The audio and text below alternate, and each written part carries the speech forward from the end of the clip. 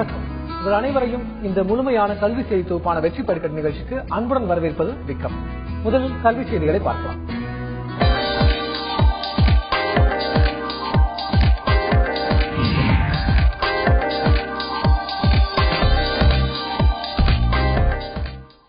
பொது மற்றும் பல் மருத்துவ படிப்பில் மாணவர்கள் சேர்வதற்கான விண்ணப்ப விநியோகம் இன்று முதல் துவங்கியது.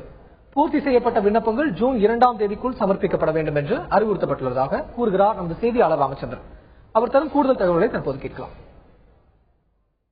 மருத்துவம் பல் மருத்துவ படிப்பில் சேருவதற்கான விண்ணப்ப விநியோகம் இன்று துவங்கியது. இன்று துவங்கி வருகின்ற 30ஆம் தேதி வரை இந்த விண்ணப்பங்கள் விநியோகிக்கப்படுகிறது. தமிழகத்தில் 19 அரசு மருத்துவக் கல்லூரிகளிலும் மற்றும் சென்னை பாரிமுனையில் உள்ள ஒரு அரசு பல் மருத்துவக் கல்லூரியிலும் இந்த விண்ணப்பம் விநியோகிக்கப்படுகிறது. தமிழகத்தை பொறுத்தவரை அகில இந்திய ஒதுக்கீடு போக தமிழகத்தில் உள்ள 19 அரசு மருத்துவக் கல்லூரியில் 2172 இடங்களும் அதேபோல 13 தனியார் மருத்துவக் கல்லூரியில் அரசு ஒதுக்கீட்டு இடங்களான 993 இடங்களுக்கும் இந்த விண்ணப்பம் விநியோகிக்கப்படுகிறது. இதே போல அரசு பல் மருத்துவ படிப்பிற்கு சென்னை பாரிமுனையில் உள்ள 85 இடங்களுக்கும் அதே போல 17 தனியார் பல் மருத்துவக் கல்லூரியில் உள்ள அரசு இடஒதுக்கீடான 937 இடங்களுக்கும் இந்த விண்ணப்பங்கள் விநியோகிக்கப்படுகிறது. இந்த விண்ணப்பங்கள் இன்று துவங்கி மே 30ஆம் தேதி வரை விநியோகிக்கப்படுகிறது. பூர்த்தி செய்யப்பட்ட விண்ணப்பங்கள் அனைத்தும் ஜூன் 2ஆம் தேதி மாலை 5 மணிக்கு சமர்ப்பிக்க வேண்டும் என மருத்துவக் கல்வி இயக்குநரகம் ஏற்கனவே அறிவுறுத்தப்பட்டுள்ளது. குறிப்பாக பொது பிரிவினருக்கு 500 ரூபாய் விண்ணப்ப கட்டணமாக வசூலிக்கப்படுகிறது. அதே போல எஸ்சி மற்றும் எஸ்டி பிரிவினர் மாணவர்களுக்கு விண்ணப்ப கட்டணம் இலவசமாக வழங்கப்படுகிறது. அவர்களுக்கு ஜாதி சான்றிதழை வழங்கினால் இந்த விண்ணப்ப கட்டணம் வழங்கப்படும்.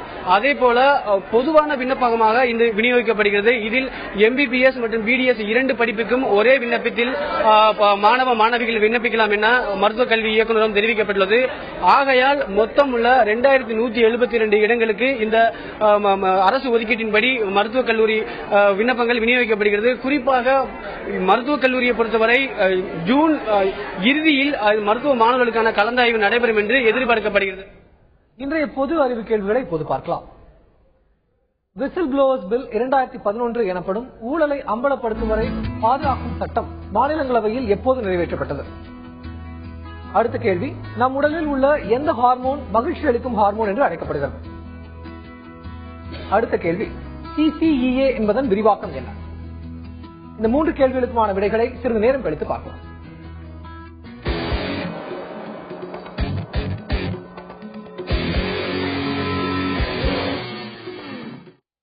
இன்றைய தெளிவுபட பகுதியில் சிவில் சர்வீஸ் மற்றும் போட்டித் தேர்வுகளுக்கு ஏற்ற படிப்புகள் எவை என்பது குறித்து விவாதிக்க உள்ளோம். அரங்கில் நம்முடன் உள்ள போட்டித் தேர்வுகளுக்கான பயிற்சி மையத்தின் இயக்குநர் திரு பூமிநாதன் அவர்களிடம் மாணவர்கள் தங்களது சந்தேகங்களை கேட்கலாம். வணக்கம் சார். வணக்கம் சார். இந்த சிவில் சர்வீஸ் அப்படிங்கிறது யாரு இந்த கெரியரை சூஸ் பண்ணலாம்? யாருக்கு இந்த மாதிரியான கெரியர் சரியாக இருக்கும்?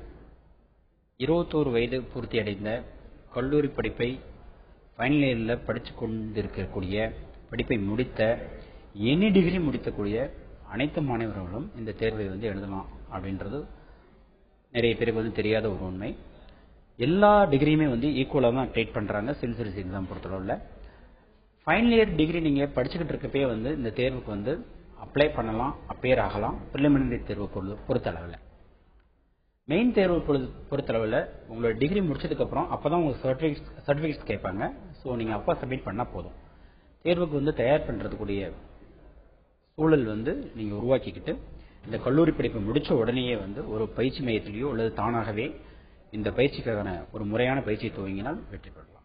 நிறைய கேள்விகள் நமக்கு இருக்கு. அதாவது எலிஜிபிலிட்டி அப்படிங்கிறது என்ன? எந்த வயதிலிருந்து எந்த வயது வரை அப்ளை பண்ணலாம்? ஒவ்வொரு கேட்டகரிக்கும் ஒவ்வொரு ஏஜ் குரூப்ஸ் இருக்கு. அதே மாதிரி இந்த ஓபன் யூனிவர்சிட்டியில படிக்கிறவங்க அப்ளை பண்ணலாமா? அரியர்ஸ் இருக்கிறவங்க அப்ளை பண்ணலாமா? ஃபைனல் இயர் படிக்கிறவங்க அப்ளை பண்ணலாமா? அப்படிங்கிற மாதிரி நிறைய கேள்விகள் இருக்கு. அதுக்கு ஒவ்வொன்றா 21 வயது முடிந்தவர்கள் அப்ளை பண்ண சொல்லியிருந்தேன். மேக்ஸிமம் ஏஜ் லிமிட் ஜெனரல் கேட்டகரிக்கு 30 இருந்தது, இப்போ 32 ஆக்கியிருக்காங்க. ஓபிசிக்கு 33, தமிழகத்தை பொறுத்தளவில் எம்பிசி பிசின்னு சொல்லக்கூடியவங்க சென்ட்ரல் கவர்மெண்ட்டை பொறுத்தளவில் ஓபிசின்னு சொல்லக்கூடியவங்க 33 இயர்ஸ். எஸ்சி எஸ்டிக்கு 35 இயர்ஸ். ஸோ 30, 33, 35 எல்லாருக்குமே 2 ஆண்டுகள் இப்போ தளர்த்தப்பட்டுள்ளது. ஸோ இது ஒரு ஏஜ் கிரைட்டீரியா. ஓப்பன் யூனிவர்சிட்டியில் படித்தவங்க அப்ளை பண்ணலாமா அப்படின்னா நிச்சயமாக அப்ளை பண்ணலாம். லேட்டஸ்ட்டாக அந்த வேர்டிக் கொடுத்துருக்காங்க.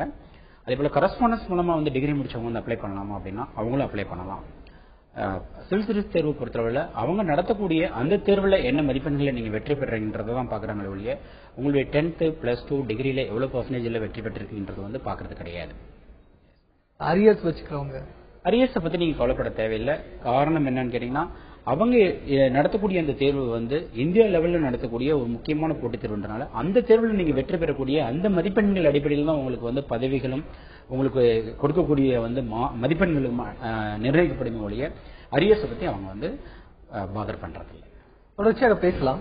காலர் ஒருத்தர் லைன்ல இருக்காரு, ஈஸ்வரன் ஃப்ரம் விருதுநகர். வணக்கம் ஈஸ்வரன், உங்களுடைய கேள்விகளை கேளுங்க. Hello sir. வணக்கம் சார். வணக்கம் ஈஸ்வரன், சொல்லுங்க சார். சார் என்னோட கேள்வி வந்து ரெண்டு கேள்வி கேட்பேன் சார். சொல்லுங்க ஈஸ்வரன். சார் இப்போ வந்து சிவில் சர்வீஸ் எக்ஸாமுக்கு வந்து இப்ப தயாரிப்பு வந்து ஒரு ஷார்ட் டைமா இப்படி ஒரு 6 மாசத்துக்குள்ள ரெகுலர்லாம் படிச்சு இதெல்லாம் சொல்றாங்க. சரி. அப்புறமேட்டு வந்து அந்த கோச்சிங் வந்து எந்த அளவுக்கு இருக்கணும், அந்த 6 மாசத்துக்குள்ள நம்ம படிக்க முடியுமா? அப்புறம் இன்னொரு கொஸ்டின் சார். ஓகே. இப்ப பிரிலிமினரி முதல்நிலை தேர்வுல வந்து கரண்ட் அஃபேர்ஸ்க்கு எத்தனை கொஸ்டின்ஸ் பர்டிகுலரா ஒதுக்குவாங்க, அந்த மாதிரி ஈஸியா இது பண்றாப்ல எப்படி சார் படிக்கணும் நம்ம? அதாவது பார்ட் 2 பார்ட்டா படிக்கிறாப்ல, ஒவ்வொரு செக்ஷனும் உள்ளத தனித்தனியா வச்சு படிக்கிறாங்க. ஓகே. ஆக்சுவலா பாத்தீங்கன்னா நீங்க சிவில் சர்வீஸ் தேர்வுக்கு வந்து மாதம் டைம் அப்படின்றதே கிடையாதுங்க. ஆக்சுவலி நீங்க சிறு வயதிலிருந்து நீங்க படித்த விஷயங்களின் தொகுப்பு தான் வந்து உங்களுடைய அறிவு. 6ஆம் வகுப்பிலிருந்து 12ஆம் வகுப்பு வரைக்கும் கூடிய அனைத்து புத்தகங்களையும் நீங்க நல்லா வந்து தரவா படிச்சிட்டீங்கன்னாவே கிட்டத்தட்ட சிவில் சர்வீஸ் தேர்வுக்கு பாதி ப்ரிப்பரேஷன்ஸ் வந்து நீங்க முடிச்சிட்டீங்கன்னு அர்த்தம். அதுல நீங்க தரவாயிட்டு உங்களுடைய கல்லூரி படிப்பையும் நீங்க சரியா பண்ணிட்டீங்க அப்படின்னா கிட்டத்தட்ட வந்து ஒரு 60% முடிச்சிட்டீங்க. மீத 40% வந்து நீங்க இருக்கக்கூடிய சிலபஸ் வந்து நல்லா ஒரு முறை நல்லா பார்த்துட்டு பொது அறிவு எடுத்துக்கிட்டீங்கன்னா வரலாறு, புவியியல், பொருளாதாரம், அதுபோக வந்து நடப்பு செய்திகள் எனக்கூடிய இந்திய மற்றும் உலக அளவில் இருக்கக்கூடிய நடப்பு செய்திகள் ஆகியவற்றை நீங்க தொகுத்து வந்து நீங்க வந்து படிக்க வேண்டிய ஒரு விஷயம். அது 6 மாதத்தில் நீங்க படிக்க முடியுமா அப்படின்னு கேட்டா நீங்க ஏற்கனவே இருக்கக்கூடிய உங்களுடைய எபிலிட்டி நல்லா ஸ்ட்ராங்கா இருக்கும் பட்சத்தில் இந்த 6 மாதம் வந்து சரியான ஒரு முறையான ஒரு பயிற்சி உங்களுக்கு அமையும் பட்சத்தில் நிச்சயமாக வந்து வெற்றி வந்து கிடைக்கக்கூடிய வாய்ப்புகள் இருக்கு. உங்களுடைய நடப்பு செய்திகளுடைய ப்ரிப்பரேஷனுக்கு வந்து தினந்தோறும் வந்து செய்தித்தாள்களை வந்து தொடர்ந்து படித்து அதுல வந்து நல்ல குறிப்புகளை எடுத்துக்கொண்டு தொடர்ந்து அதை வந்து நீங்க வாசித்தீர்களானால் நடப்பு செய்திகளை பற்றிய கவலை வந்து உங்களுக்கு அறவே இருக்காது. அடுத்த காலர் ஒருத்தர் லைன்ல இருக்கார், சச்சின் ஜெயக்குமார், திருத்தணியில இருந்து. வணக்கம் சச்சின், சொல்லுங்க உங்களுடைய கேள்விகள் என்னன்னு கேளுங்க. Good evening sir. Good evening, சொல்லுங்க. அது வந்து பிஎஸ் நர்சிங் எத்தனை வருஷம் கோர்ஸ் அது சார்? இது வந்து சிவில் சர்வீஸ் தேர்வுக்கு நம்மளுடைய நிகழ்ச்சி பிஎஸ் நர்சிங் முடிச்சுட்டு சிவில் சர்வீஸ் எழுதலாங்களா? எனி டிகிரி, அதான் சார் இந்த நிகழ்ச்சியுடைய முதல் கட்டத்திலே சொன்னேன். எந்த டிகிரி வேணாலும் படிச்சவங்க தே ஆர் எலிஜிபிள். நீங்க வந்து நிச்சயமாக அந்த தேர்வுக்கு வந்து எழுதலாம். உங்களுடைய இறுதி ஆண்டு கல்வி ஆண்டுல நீங்க வந்து இந்த தேர்வுக்கு வந்து அப்ளை பண்ணலாம். இந்த இறுதி ஆண்டு உங்க ரிசல்ட் வர்றதுக்கு முன்னாடியே இந்த தேர்வுக்கு அப்ளை பண்ணலான்றதான் உண்மை. நன்றி சச்சின், உங்களுடைய கேள்விகளுக்கு. நம்ம பேசிட்டு இருந்தோம் சார், ஒரு நேயர் கேட்ட மாதிரி, ஈஸ்வரன் அவர் கேட்ட மாதிரி ப்ரிப்பரேஷன் அப்படிங்கறது ஒரு ஷார்ட் டியூரேஷன்ல நம்ம பண்ணிட முடியுமான்னு கேட்டாரு. நீங்க சொன்னீங்க 6th ல இருந்து 10th வரைக்குமான புக்ஸ் வந்து நம்ம ஃபாலோ பண்ணணும் அப்படின்னு. சில பேர் சொல்றாங்க சிபிஎஸ்இ புக்ஸ் ஃபாலோ பண்ணணும். என்ன மாதிரியான ப்ரிப்பரேஷனுக்கான மெட்டீரியல்ஸ் எப்படி கலெக்ட் பண்ணணும்? ஆக்சுவலா பாத்தீங்கன்னா இந்த தேர்வுக்கு வந்து நாங்க வந்து முதல்ல ட்ரைனிங் கொடுக்கறதே இந்த 6th ல இருந்து +2 வரைக்கும் இருக்கக்கூடிய சிபிஎஸ்இ புக்ஸ் வந்து என்சிஆர்டி அவங்க பப்ளிஷ் பண்ண அந்த புத்தகத்தை தான் நாங்க வந்து உங்களுக்கு வந்து ரிப்பீட்டடா வந்து ட்ரைனிங் ப்ரோக்ராம்ல கொடுப்போம். முதல் 2 மாத காலம் வந்து உங்களுக்கு ட்ரைனிங் ப்ரோக்ராம் அதான் இருக்கும். அதுல வந்து உங்களுக்கு நிறைய பயிற்சி வினாக்கள் கொடுக்கப்பட்டு அதை உங்களுக்கு நல்லா தொரோ பண்ணிட்டு அதற்கப்புறம் தான் வந்து உங்களுக்கு வந்து சிலபஸ் வரும். ஏன்னா உங்களுக்கு ஃபண்டமெண்டல் ஸ்ட்ராங்கா இருந்தா மட்டும்தான் வந்து ஃபர்தரா வந்து உங்களுக்கு டீச் பண்றது வந்து உங்களுக்கு புரியும். இதுக்கு அடுத்தாப்புல நீங்க செய்ய வேண்டிய ஒரு விஷயம் என்னன்னா, நீங்க எடுக்கக்கூடிய விருப்ப பாடம் அப்படின்னா அந்த விருப்ப பாடம் சம்பந்தப்பட்ட விருப்ப பாடம்ங்கிறது மெயின்ஸ்ல இல்லையா? எஸ், மெயின்ஸ்ல பொது அறிவு பொறுத்தளவுல பாத்தீங்கன்னா நீங்க இந்த சிபிஎஸ்இ சிலபஸ் முடிச்சுட்டு அதுக்கப்புறம் வந்து அந்த சிலபஸ் வந்து ரிப்பீட்டடா நீங்க வந்து படிச்சு பார்த்துட்டு அதற்குடைய மெட்டீரியல்ஸ் எல்லாமே either by way of coaching institute or by way of your own எஃபோர்ட்ல வந்து நீங்க கலெக்ட் பண்ணிட்டு அதை நீங்க ப்ரிப்பேர் பண்ணீங்கன்னா வந்து நான் இப்ப சொன்னதுபடி பொது அறிவு அப்படின்னா வந்து அது என்னென்னலாம் வரும் அப்படின்னா சயின்ஸ் வரும், சயின்ஸ் அண்ட் டெக்னாலஜி வரும், ஹிஸ்டரி வரும், எக்கனாமிக்ஸ் வரும், அதுக்கப்புறம் ஜியோகிராஃபி வரும் உங்களுக்கு, தென் கரண்ட் அஃபேர்ஸ் உங்களுக்கு வரும். அதுல இப்படி எல்லா பாடங்களும் வந்து கலந்த ஒரு விஷயங்கள் தான் பொது அறிவு. ஸோ 6th ல இருந்து +2 வரைக்கும் ஒரு முறை நல்லா ரீட் பண்ணிட்டு ஏதாவது ஒரு பொது அறிவு புத்தகம் வந்து சிவில் சர்வீஸ்க்காகவே தயாரிக்கப்பட்ட பொது அறிவு புத்தகத்தை வந்து ஒரு ரெஃபரன்ஸ்க்காக நீங்க வச்சுட்டு படிக்கும் பட்சத்தில் நிச்சயமாக வந்து பொது அறிவு ஏரியால வந்து நீங்க நல்ல ஸ்கோர் எடுக்கிறதுக்கு வாய்ப்பு. அடிப்படை ஸ்ட்ராங் பண்ணிக்கணும்னு சொல்லி ஒரு காலர் பிரகாஷ் சேலம்ல இருந்து பேசுறாரு. வணக்கம் பிரகாஷ், உங்களுடைய கேள்வி கேளுங்க. வணக்கம் சார், என் பேர் பிரகாஷ். கேள்விகளை கேளுங்க சார். சார் வந்துட்டு நான் வந்துட்டு 12th முடிச்சிருக்கேன் சார். சரி. இப்போ வந்துட்டு நான் டிப்ளமோ நர்சிங் கோர்ஸ் ஏதாவது டிஎம்எல்டி அல்லது ஓபிசி ஏதோ படிக்கலாம்னு இருக்கேன். பட் அதுல வந்துட்டு ஏதாவது வேற மாதிரி ஏதாவது எப்படி சொல்றதுன்னு தெரியல, அது படிக்கலாங்களா சார்? அதாவதுங்க படிக்க விருப்பப்படுறது நீங்க எந்த டிகிரி வேணாலும் படிக்கலாம், என்ன டிப்ளமோ வேணாலும் படிக்கலாங்க, டிப்ளமோ வேணாலும் படிக்கலாம். நீங்க இந்த சிவில் சர்வீஸ் தேர்வுக்கு வேணும் நீங்க தயார் பண்ணணும் அப்படின்னா நீங்க வந்து 3 years டிகிரி வந்து நீங்க படிச்சிருக்கணும். ஐஏஎஸ் தேர்வுக்கு நீங்க தயார் பண்ணணும் அப்படின்னா வந்து 3 years டிப்ளமோ படிச்சிருக்கணும். நிறைய பேருக்கு வந்து இன்னொன்னு சொல்லிக்க விரும்புறேன், சிவில் சர்வீஸ் எக்ஸாமினேஷன் அப்படின்னா என்னன்றது நிறைய பேருக்கு தெரியாது. சிவில் சர்வீஸ் எக்ஸாமினேஷன்ல என்னென்ன பதவிகள் இருக்கு அப்படின்னா IAS, IPS, IFS, IRS, Indian audit and account service, Indian railway personal service, Indian railway account service, Indian postal service, இப்படி வந்து பல சர்வீசஸ் வந்து கிட்டத்தட்ட 22 23 பதவிகளுக்கான ஒரே ஒரு தேர்வு தான் வந்து இந்த சிவில் சர்வீஸ் தேர்வு. நீங்கள் எடுக்கக்கூடிய மதிப்பெண்கள் அடிப்படையில், நீங்கள் எடுக்கக்கூடிய அந்த ரேங்க் அடிப்படையில் உங்களுக்கு வந்து எந்த பதவிகள் உங்களுடைய முன்னுரிமை நீங்க கொடுக்கப்பட்டதோ அது வந்து உங்களுக்கு வந்து வழங்கப்படுகிறது. தொடர்ச்சியாக பேசலாம் சார். வணக்கம் சார். சார், பிரேக்குக்கு முன்னாடி நம்ம பேசின மாதிரி இந்த சிவில் சர்வீஸ் எக்ஸாம் என்பது எத்தனை கட்டங்களாக நடத்தப்படுகிறது, அது குறித்து ஒரு தெளிவான பார்வை. சிவில் சர்வீஸ் தேர்வு என்று சொல்லக்கூடிய ஐஏஎஸ், ஐபிஎஸ்க்கான தேர்வு வந்து 3 கட்டங்களாக நடைபெறுகிறது. முதலாவது கட்டம் என்று சொல்லக்கூடியது வந்து பிரிலிமினரி தேர்வு என்று சொல்லக்கூடியது. அதுல முதல் பேப்பர் வந்து ஜெனரல் ஸ்டடீஸ், பொது அறிவு. இரண்டாவது பேப்பர் வந்து புத்திக்கூர்மை என்று சொல்லக்கூடிய civil service aptitude test, second paper. இந்த 2 பேப்பருமே உங்களுக்கு வந்து எம்சிக்யூ, மல்டிபிள் சாய்ஸ் கொஸ்டின்ஸ் தான் உங்களுக்கு இருக்கும். Choose the best. உங்களுக்கு 4 ஆன்சர்ஸ்மே இருக்கும், அதுல நீங்க சூஸ் பண்ணணும். இந்த தேர்வுல நீங்க வெற்றி பெறக்கூடிய மாணவர்கள் வந்து மெயின்ஸ் என்று சொல்லக்கூடிய 2ஆம் கட்டத்துக்கு அழைத்து செல்லப்படுவார்கள். மெயின்ஸ் தேர்வுல வந்து மொத்தம் வந்து 9 பேப்பர் இருக்கு. அதுல 7 பேப்பர் தான் வந்து மெயினான இம்பார்ட்டன்டான பேப்பர். அந்த 7 பேப்பர்ல நீங்க எடுக்கக்கூடிய மதிப்பெண்கள் அடிப்படையில் தான் உங்களுக்கு வந்து சர்வீசஸ் வந்து நிர்ணயிக்கப்படும்.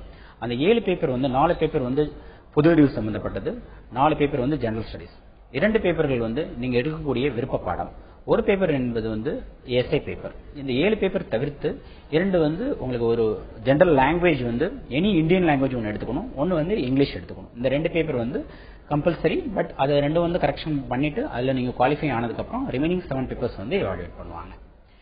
இதுல நீங்க தேர்வு பெறும் பட்சத்தில் உங்களுக்கு வந்து இன்டர்வியூ வந்து நீங்க எடுக்கப்படும். அதுல வந்து 275 மதிப்பெண்கள், மிச்ச எல்லா தேர்வுக்குமே வந்து 250 மதிப்பெண்கள். பிரிலிமினரியினுடைய மார்க்ஸ் வந்து கவுண்ட் ஆகாது. பிரிலிமினரியுடைய மார்க் வந்து நீங்க வந்து கவுண்ட் ஆகாது, அதனால அதை நீங்க கவலைப்பட வேணாம். பட் அந்த தேர்வு ரொம்ப ரொம்ப முக்கியமான தேர்வு. காரணம் நீங்க அதுல எலிஜிபிள் ஆன மட்டும் தான் மெயின் தேர்வுக்கு நீங்க வந்து தகுதி அடைவீர்கள். தொடர்ச்சியாக பேசலாம் சார். ஒரு காலர் ஸ்ரீ மீனா from கோவை. வணக்கம் ஸ்ரீ மீனா, உங்களுடைய கேள்விகளை கேட்கலாம். வணக்கம் சார். என் பையன் 10th எழுதியிருக்காங்க. அவனுக்கு வந்து காமர்ஸ் குரூப் எடுக்கலான்னு இருக்கான். எந்த குரூப் எடுத்தா வந்து சிவில் சர்வீஸ் எக்ஸாம் எழுதுறதுக்கு யூஸ்ஃபுல்லா இருக்குங்க?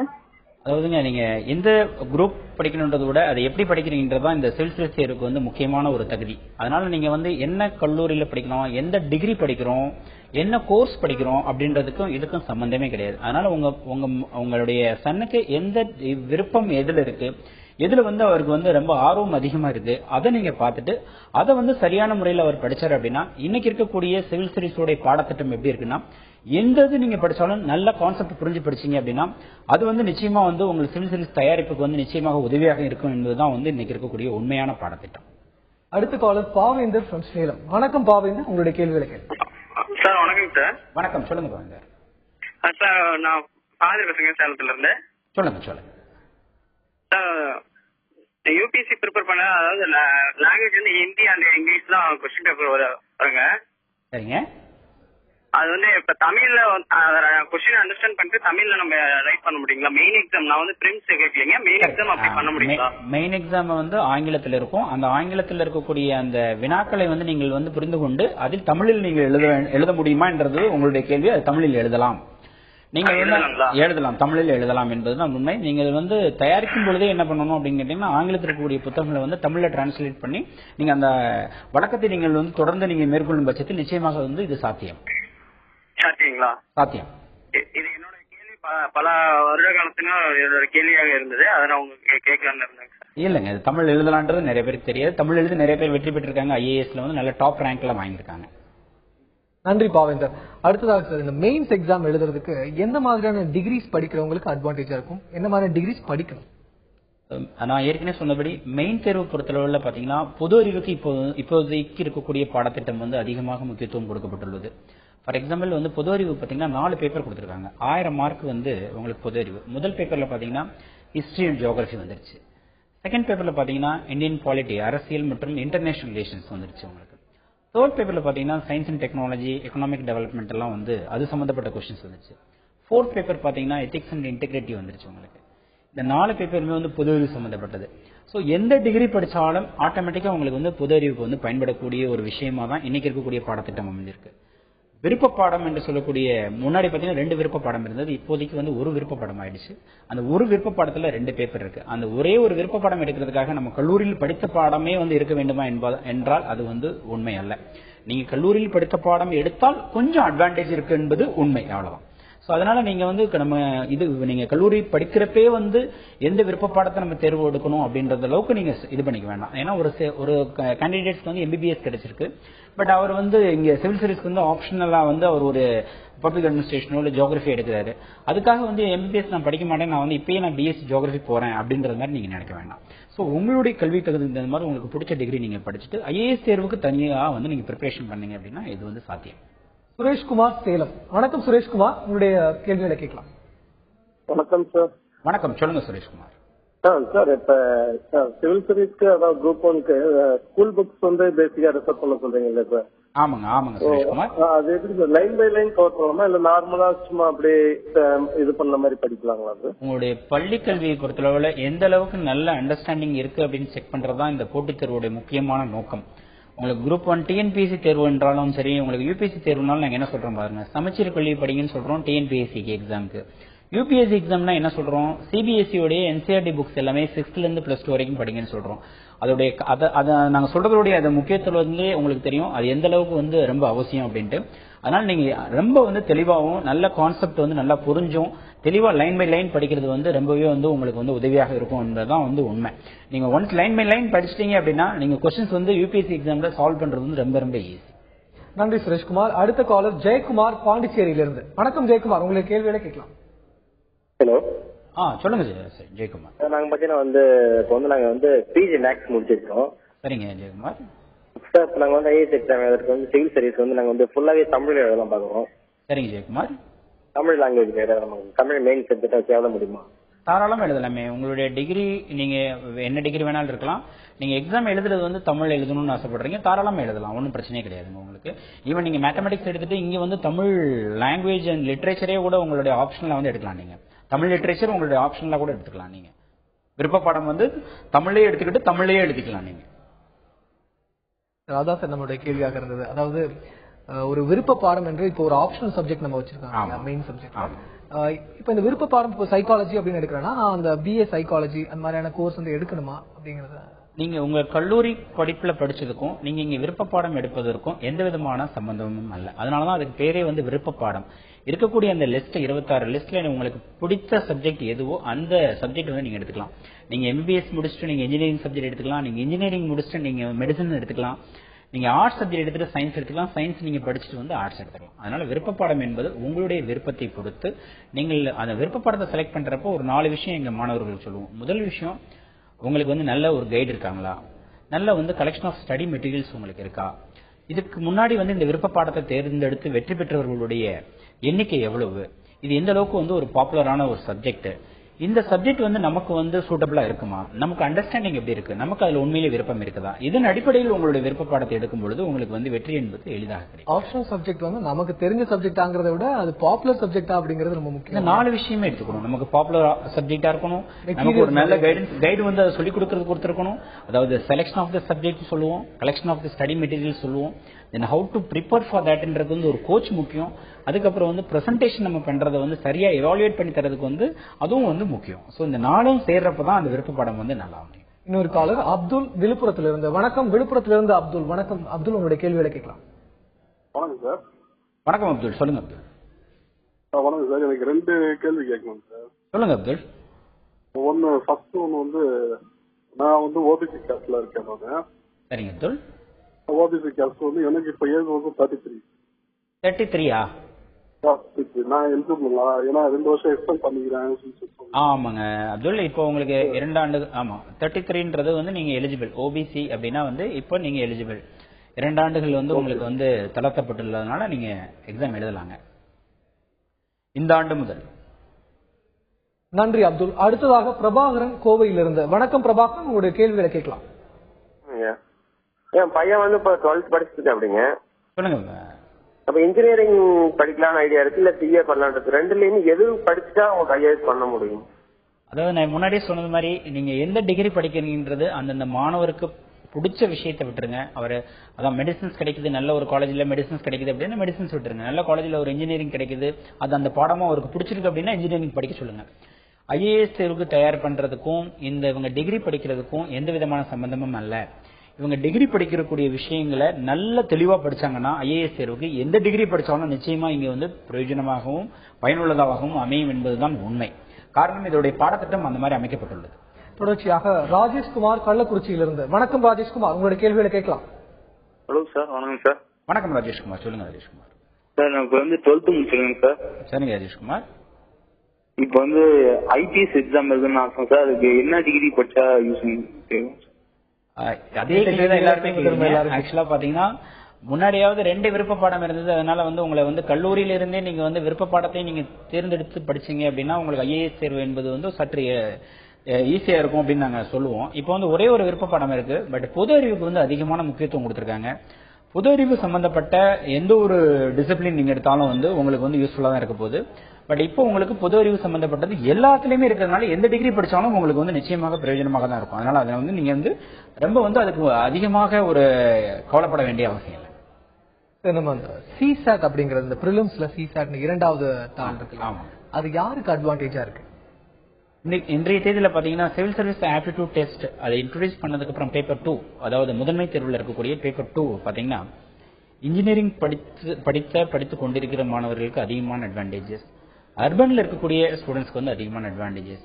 ஏன்னா அவங்களுடைய கற்றல் திறன் வந்து கொஞ்சம் அதிகமாகவே வந்து இருக்கிறதுனால அது ஆல்வேஸ் வந்து இந்த சயின்ஸ் கிராஜுவேட்ஸ் வந்து எப்பவுமே கொஞ்சம் அட்வான்டேஜ் அதிகமா இருக்கும் அவங்களுக்கு.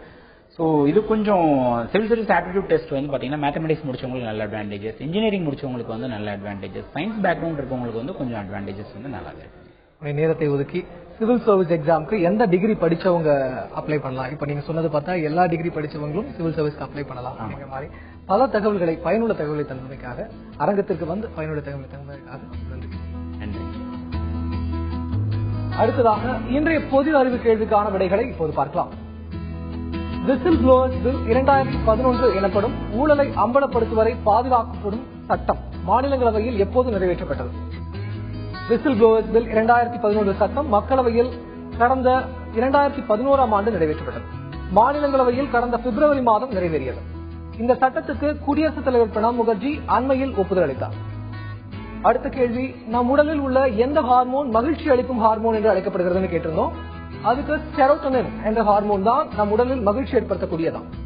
இது நம்மிடம் ஏற்படும் மன அழுத்தங்களை தடுக்கிறது என மருத்துவர்கள் கூறுகின்றனர். செரோட்டோனின். அடுத்த கேள்வி, CCEA என்பதன் விரிவாக்கம் என்ன? அதற்கு பதிலாக cabinet committee on economic affairs என்பதுதான் இதனுடைய விரிவாக்கம். நாட்டின் பொருளாதார விவகாரங்கள் குறித்து இந்த அமைச்சரவை குழு அவ்வப்போது கூடி முக்கிய முடிவுகளை எடுக்குமாம். பல பயனுள்ள தகவல்களை வெற்றி படித்த நிகழ்ச்சியில பார்த்து வந்தோம். தொடர்ச்சியாக இன்னும் ஒரு முக்கியமான நிகழ்ச்சியில பார்க்கலாம். தொடர்ந்து இணைந்திருங்கள். சந்திப்போம்.